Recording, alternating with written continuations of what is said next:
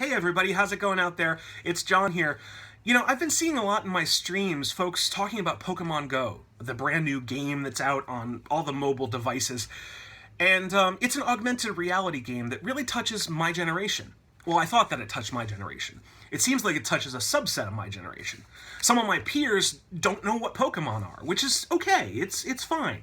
I grew up on Pokemon. I grew up with, a different sort of device. It wasn't a phone. It was a giant brick of a Game Boy that I would play. I could only play it on car trips, but I would play incessantly. It had a special battery in the back that you could plug in and charge, which was awesome. It didn't burn through batteries that my mom and dad had to buy. I loved that thing. And one of the games I loved the most was Pokemon Yellow. Now, I wasn't a red-blue person, I was a Pokemon Yellow. And Pokemon Yellow, you started out with this guy. I know, he looks like a rat, he's yellow. Some of you have probably seen him around. I had a little stuffed version of him on my bed when I was a kid. His name is Pikachu, and he's an electric rodent.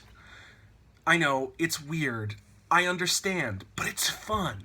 An electric rodent who's, well, owned by this dude, Ash Ketchum. And that thing he's got in his hand is a Pokeball. That's what he captures Pokemon with. It's the whole conceit of this thing.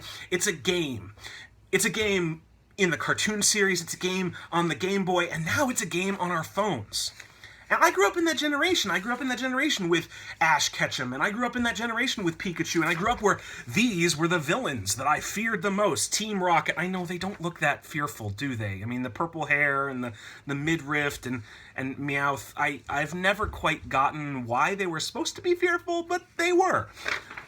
That was me. And one of my favorite Pokemon, of course, was Charmander, who is basically a salamander that spits fire, which is kind of cool. And he's orange, too, which also gains some points. I loved Pokemon, but some of you didn't, and that's fine. So I want to give you a quick primer on what Pokemon Go is and what exactly it might be able to do for our parks. It's kind of cool. It's an augmented reality game, which means that it's about taking the reality we have and adding another layer on top. It's developed by a group called Niantic Labs, and Niantic has actually been building a couple of different reality-based alternate reality games with Google. They've been building these games. The most important of it, which is Ingress, and Ingress is aimed at the 35-plus set.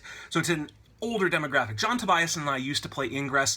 We used to control, just outside of Mather here, one of the Ingress portals, and we kept fighting people back and forth to control it.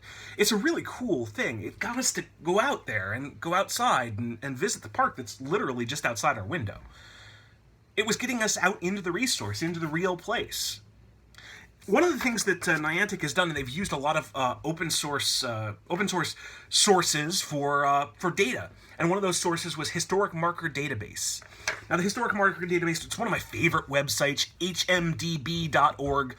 You know when you're driving down the road and you see that marker on the side of the road and you say, oh my god, I'm going 70 miles an hour, I can't stop at that thing, but I really want to know what that geeky thing is?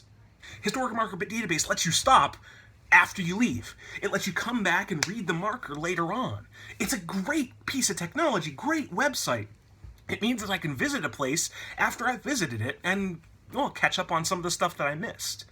They're sucking in that data, they're pulling it into the app, and they're using that data as some of the waypoints, some of the Pokestops, and some of the Pokemon gyms. In fact, I've got a Pokestop right in front of my house. It's not because I'm a geek, it's not because I'm weird, although both of those things are correct.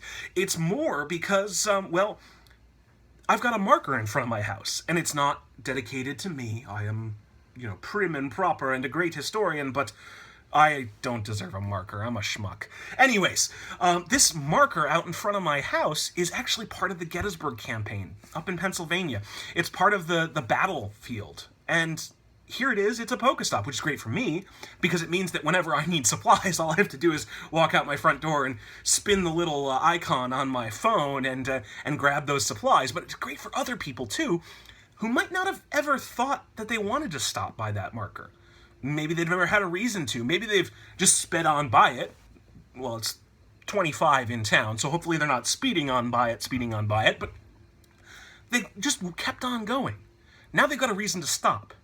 And some of them are going to stop and read it, yes, and some of them are going to just spin the little marker and keep on walking. But that has never stopped us before. I mean, we spend thousands of dollars to put out a metal frame with some information that we work really hard on crafting, and those waysides that we create end up in the historic marker database. I mean, you can go there, you can see an entire image of the wayside, you can read all the text. I can visit Little Bighorn Battlefield. I can visit the Everglades very easily from the comfort of my own chair right here. I can read those waysides that you guys have created out there, and it's awesome. Sometimes people look at those waysides. They spend 10 minutes reading the wayside and investigating the photos and looking at the view and figuring out why you've placed it there. And sometimes they just say, meh, and they keep on walking. We still invest that kind of money. It's okay. Some people are going to read it, some people aren't. What Pokemon Go does for us is Pokemon Go says it's getting a brand new audience into our parks. I saw a post from one of my friends on Facebook the other day. He was at the Monmouth Battlefield. He was actually reenacting. So here he is carrying his Revolutionary War era rifle or smoothbore musket. He's walking through the fields. He's got his garb on, and as he's walking through the fields, he said he saw 3 grown men run in front of them, shouting, "Oh my God, where's the Bulbasaur? Where's the Bulbasaur?" Okay. They weren't soaking up the history, sure. But they were there. It was their first hit of a drug. And hopefully they'll come back for more. And maybe they'll soak up little bits here and there and here and there. They don't have to walk away from a place understanding everything about it, just caring a little bit about it, caring enough that they want to come back. That's the struggle that we've got. It's not about finding your one park. It's not about finding the one place that's meaningful to you. It's about finding all of the places that might be meaningful to you and you might want to come back to later on. I will bet you that for those guys, it might have been their first time in a park since they were in 4th grade and bored to death. Yeah, some people are just running through parks, and some people are getting into trouble, and it happens. But that happens without an app as well as with an app.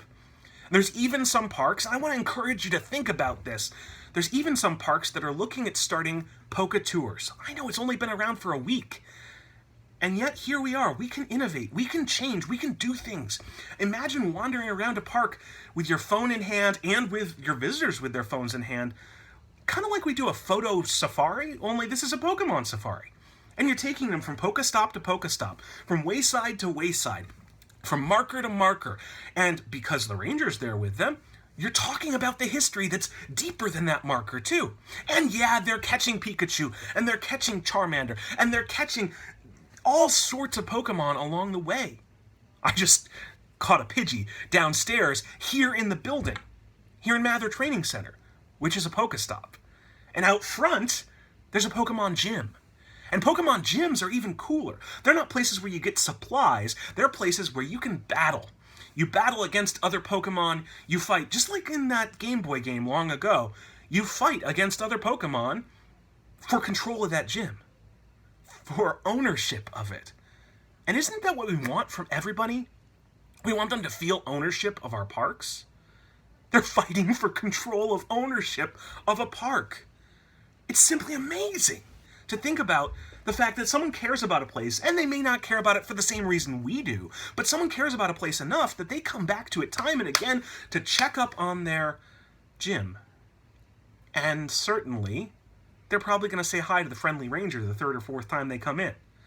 And maybe they'll look at those waysides, and maybe they'll walk into the exhibit, and maybe next time they'll watch the film, or stop at a monument, or look at a view, or look at some animals, or touch a tree, or go for a hike. This is a gateway drug. It's that first taste that someone gets that allows them to see that maybe this place isn't as boring as they thought it was going to be. Maybe it can be cool. Gotta catch them all. I mean, that's the tagline of Pokemon. And that's also the tagline of our parks. We want people to go to all of them, to see everything, to go and witness America. And if this is something that gets them out there witnessing America, that's awesome. So I want to encourage you to encourage other folks to play. I want to encourage you on your own phones, in your own times. If you feel like it, download the game. Play. See what it's like. Get to know it. I know some of you don't know a Krabby from a Pidgey. You don't know a Charizard from a Pikachu, although probably now you do because I've been talking about them for so long. But you can start to encourage people to explore your landscapes. Explore them in respectful and meaningful ways, but explore them nonetheless. It's their park, and it's their time to find it. So go out there. Have fun. Park 'em on. Gotta catch 'em all.